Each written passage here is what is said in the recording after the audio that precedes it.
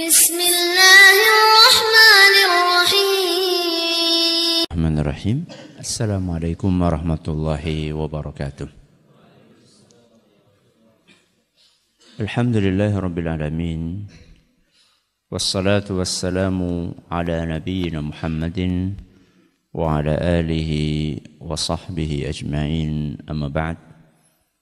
Jamaah sekalian yang kami hormati. Orang akan merasakan kebaikan dalam harinya. Salah satu faktor yang menentukan adalah bagaimana dia mengawali hari itu dengan kebaikan. Ada malam, ada siang. Malam itu diawali dengan sore, dan siang itu diawali dengan pagi. Banyak di antara kita mengalami hal-hal yang tidak mengenakkan kalau enggak di malam, ya di siang hari. Ternyata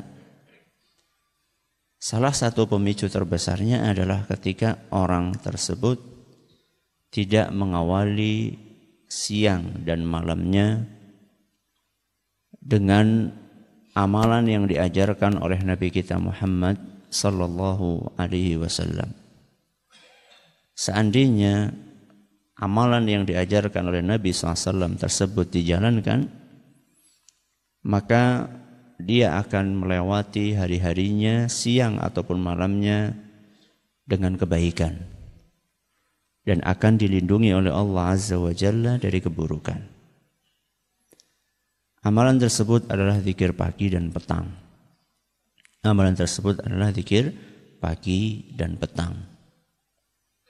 Sebuah amalan yang banyak sekali dalilnya, baik dari Al-Quran maupun hadis Rasul sallallahu alaihi wasallam, akan tetapi amat disayangkan masih banyak di antara kaum muslimin yang belum mengamalkannya. Bahkan tidak sedikit di antara mereka mengamalkan amalan-amalan yang tidak dicontohkan oleh Nabi SAW. Justru yang dicontohkan oleh Nabi SAW malah tidak dipraktikkan. Di antara dalil Al-Quran yang memerintahkan kita untuk berzikir di pagi dan petang adalah firman Allah Subhanahu wa ta'ala dalam surat Al-Ahzab. Surat Al-Ahzab ayat 42 dan 43. Dalam surat Al-Ahzab ayat 42 dan 43 Allah Subhanahu wa ta'ala berfirman, Ya ayyuhalladzina amanu dzkurullaha dzikran katsira. Wahai orang-orang yang beriman, berzikirlah yang banyak. Berzikirlah yang banyak. Setelah itu Allah lanjutkan firman-Nya, wasabbihuhu bukratan wa asila. Dan bertasbihlah di waktu pagi dan petang. Jadi Allah Azza wa Jalla setelah memerintahkan kita untuk zikir yang banyak, Allah ingatkan tentang dua waktu ini, pagi dan petang. Kenapa kok dua waktu ini? Karena dua waktu ini sangat menentukan kondisi seseorang selama 24 jam. Pagi menentukan waktu dia, suasana dia di siang hari, sedangkan sore menentukan waktu dia di malam hari. Menentukan suasana kehidupan dia di malam hari. Maka dua waktu ini, pagi dan petang, itu sangat berarti dan sangat menentukan. Sehingga wajar ketika Allah Subhanahu wa ta'ala memberikan penekanan khusus untuk pagi dan petang. Di dalam ayat yang lain misalnya, surat Ghafir ayat 55. Surat Ghafir ayat 55 Allah berfirman, wasabbih bihamdi rabbika bil ashiyyi wal ibkar. Bertasbihlah kalian dengan memuji Allah di pagi dan petang, di sore dan pagi, di petang dan pagi. Bil asyiyi wal ibkar. Di petang dan pagi. Lagi-lagi pagi dan petang mendapatkan penekanan dan perhatian khusus oleh Allah Azza wa Jalla. Pagi itu kapan? Petang itu kapan? Pagi itu dimulai dari habis subuh. Yang dimaksud dengan zikir pagi itu dimulai dari habis subuh sampai matahari terbit. Itu pagi. Kalau petang itu diawali dari habis asar sampai menjelang maghrib, matahari terbenam. Berarti kan waktunya banyak. Ya bisa sampai 1 jam, 2 jam. Padahal bacaan-bacaan zikir pagi dan petang itu kalau kita baca semuanya paling-paling 10 menit. Paling-paling cuma 10 menit. Ya, pol-polnya kalau masih kesulitan baca ya seberapa jam lah. Ya, kalau masih belum terlalu lancar bacanya seberapa jam. Kalau sudah lancar 10 menit. Ya. 10 menit di pagi, 10 menit di sore akan menentukan perjalanan hidup kita 24 jam. Makanya rugi sekali orang-orang yang tidak mengamalkan ini. Kita ini ketika mengamalkan zikir pagi dan petang, kita ini akan diuntungkan bukan hanya di dunia kita, di akhirat kita pun akan diuntungkan. Contoh misalnya, ada salah satu zikir yang dianjurkan untuk dibaca di pagi dan petang, yaitu bacaan yang berbunyi Bismillahilladzi la yadurru ma'asmihi syai'un fil ardi wala fis sama'i wa huwas sami'ul alim. Berapa kali? 3 kali. Bismillahilladzi la yadurru ma'asmihi syai'un fil ardi wala fis sama'i wa huwas sami'ul alim. Apa keistimewaannya zikir ini? Dalam hadis yang diriwayatkan oleh Imam Abu Dawud dan hadis ini dinyatakan sahih oleh Syekh Al-Albani, Nabi SAW bersabda, "Ma min 'abdin yaqulu fi sabahi kulli yawmin wa masa'i kulli yawm wa masa'i kulli lailah." Ketika ada seorang hamba yang membaca zikir tadi, Bismillahilladzi la yadurru, di pagi 3 kali, di pagi hari dan di sore hari thalatha marrat, masing-masing 3 kali, pagi 3 kali, sore juga berapa? 3 kali. Lam yadurrahu syai'un. Tidak ada satupun yang bisa mencelakakan dia. Ketika kita baca ini, kita tidak ada yang bisa mencelakakan kita. Apapun, karena Nabi di sini mengatakan syai'un, apapun tidak bisa mencelakakan dia. Mau perampok, ya, mau hewan berbisa, ya, mau orang lagi mabok naik motor, ya, apapun tidak bisa mencelakakan dia.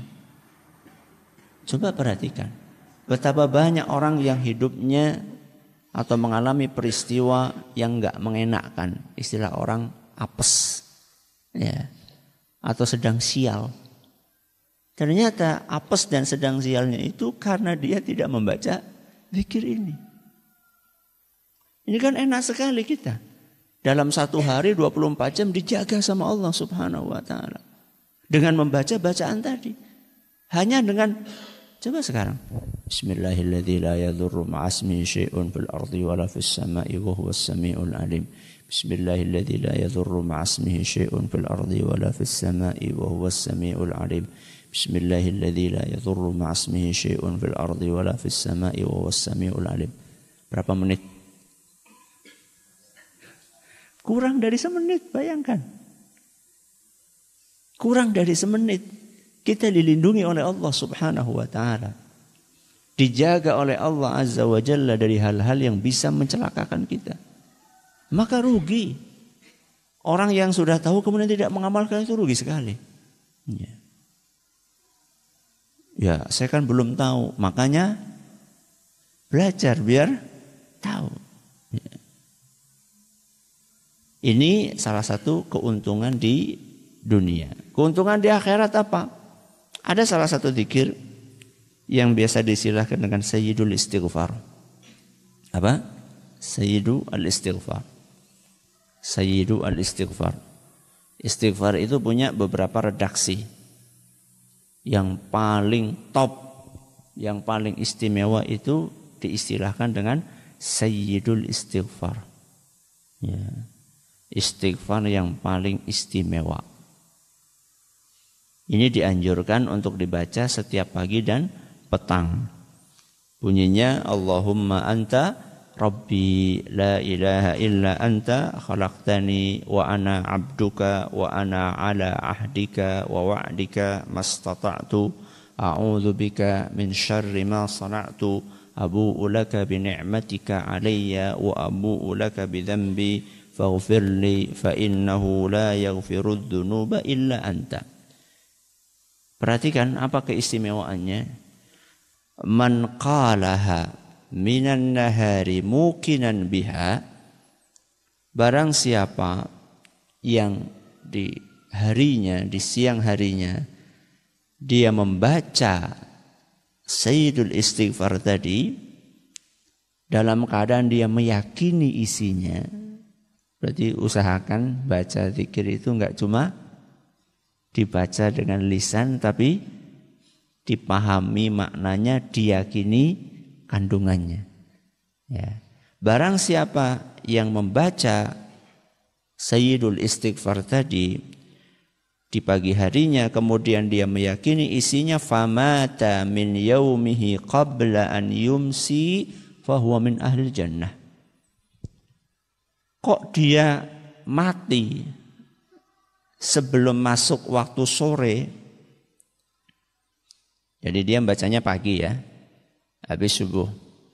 Kemudian dia mati sebelum asar. Sebelum asar itu berarti ya rentang waktu bisa jam 9, bisa jam 10, bisa zuhur. Pokoknya sebelum apa? Sebelum asar lah.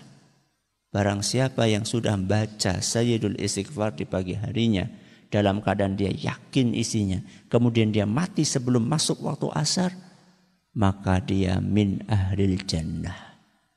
Maka dia pasti masuk surga. Bayangkan.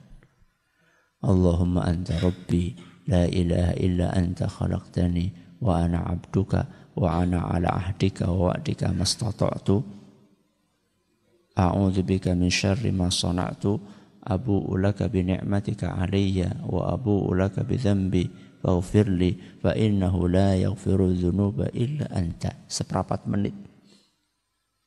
Seperempat menit kita baca, mati, masuk surga. Rugi orang yang sudah tahu enggak mengamalkan. Ya. Yang lebih rugi lagi, orang belum tahu enggak mau belajar. Lebih rugi lagi. Ya. Terus kalau itu sore, matinya sore-sore. Nah, makanya di sore pun harus dibaca. Ya. Wa man qalaha minal laili wa huwa muqinun biha famata qabla an yusbih fa huwa min ahlil jannah. Adapun siapa yang membaca di sore harinya, di sore hari. Jadi sore tadi kapan? Habis asar. Barang siapa yang membaca di sore harinya kemudian dia mati sebelum habis waktu malam.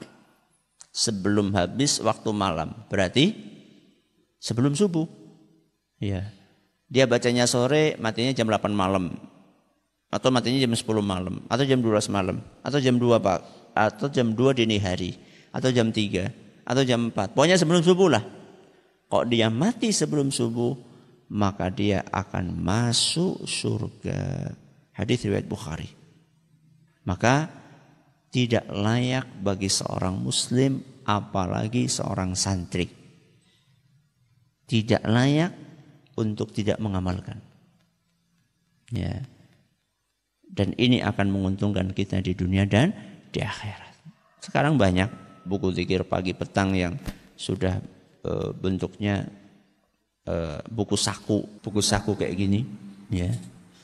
Dan nggak harus antum itu beli yang seperti ini, cuman ini salah satu sampelnya. Buku saku kecil kayak gini, sudah dibagi zikir waktu pagi ada, nanti zikir waktu petang ada, dan ini dilengkapi juga zikir habis salat fardu. Ini Ini dibawa kemana-mana setiap pagi, setiap sore. Tinggal dimasukkan kemana? Saku. Ya. Jadi aja HP nih Pak sing digawe mung ndi. Ya.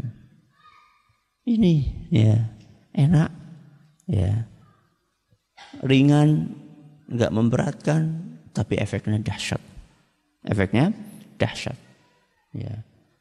Dan ini seperti yang saya katakan tadi, nggak butuh waktu lama. Habis sholat maghrib, habis sholat apa? Asar. Setelah zikir ba'da sholat, ya setelah zikir ba'da sholat, nanti baru baca ini, selesai. Begitu pula habis subuh, setelah zikir, habis sholat, baca ini sampai selesai.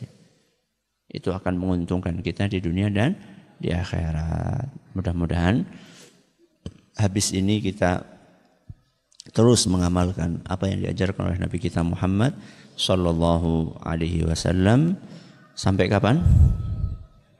Sampai kapan? Sampai mati. Sampai mati. Berarti pensiunnya kapan? Nggak wis mati. Jadi berhenti baca ini itu kalau sudah mati. Kalau belum mati ya belum berhenti. Ya, mudah-mudahan bermanfaat. Subhanakallahumma bihamdika asyhadu an la ilaha illa anta astaghfiruka wa atubu ilaik. Assalamualaikum warahmatullahi wabarakatuh.